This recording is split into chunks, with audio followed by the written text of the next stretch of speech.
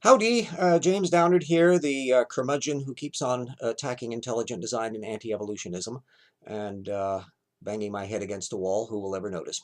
Anyway, a piece came up. I catalog all of the various anti-evolution literature that pops through, and particularly the stuff that's self-identified by the anti-evolutionist is important.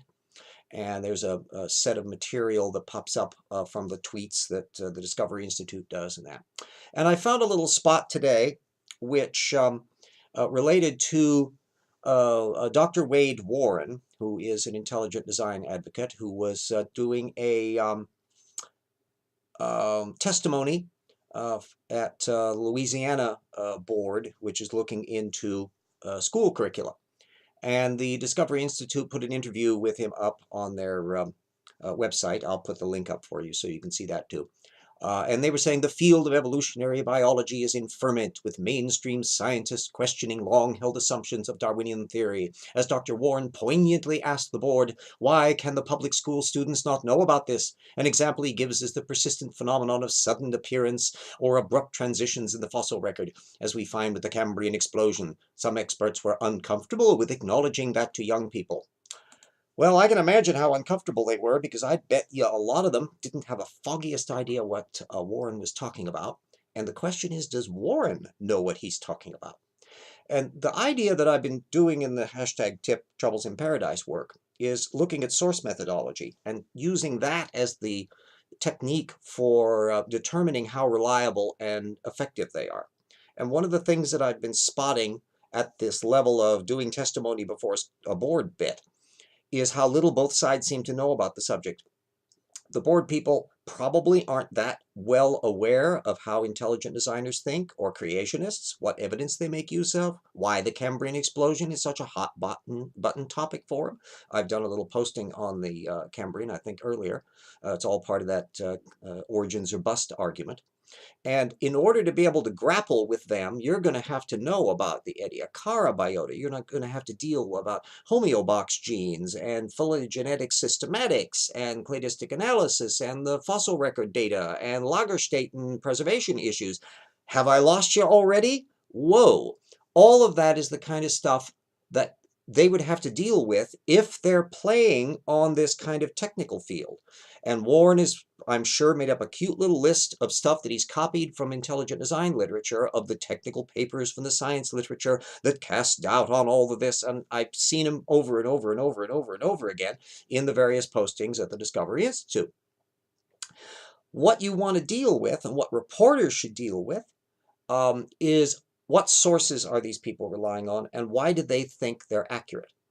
If you know enough about this field to be able to ask the right questions at source, to say, oh, you say there are a lot of phyla in the Cambrian. How do you know that? How many are there?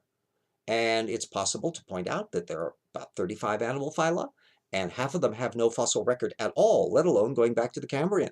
So how exactly does Warren know how disparate they are, or how abrupt their appearance was? Is he going to discuss the details of homeobox regulatory genes, which we know from various inferential techniques long predate the origin of the Cambrian? And so very little in the way of new information, air quotes, in the genetic code is actually required to generate all those funky little body plans, and the real scientists doing the work are busy, busy little beavers doing all of that.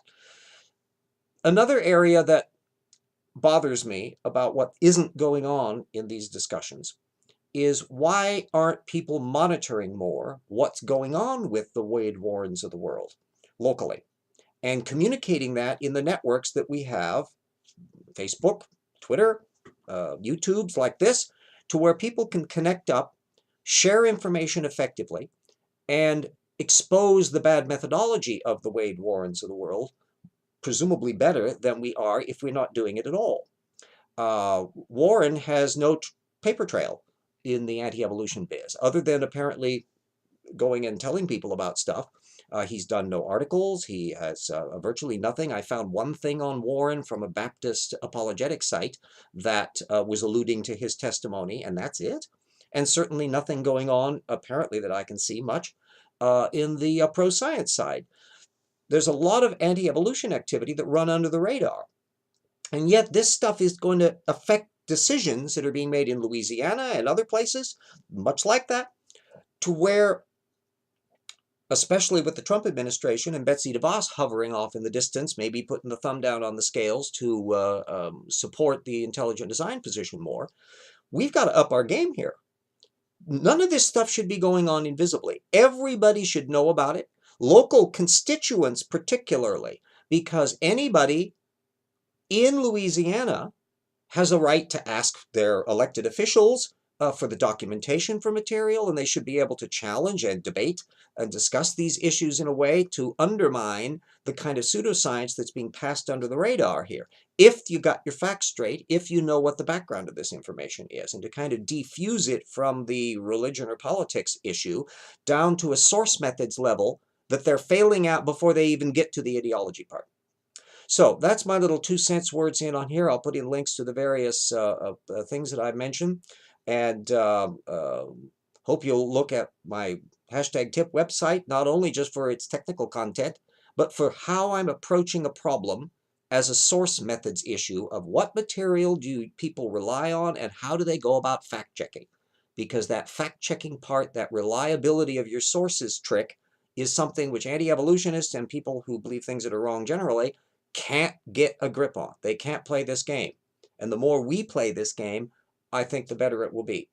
Another thing that would be good to do is to get more of a network in play to help educate reporters, while we still got some in the land of Trumplandia, to know this source methods approach as well, to ask such people, witnesses and people on these boards, what sources are you relying on? How do you deal with this material? What things do you filter information in advance? Those sorts of questions aren't being asked properly enough. They're not being asked often enough. And I'm afraid that really needs to be done now as the stakes get higher and higher. Well, there's my soapbox for today. Thank you for listening.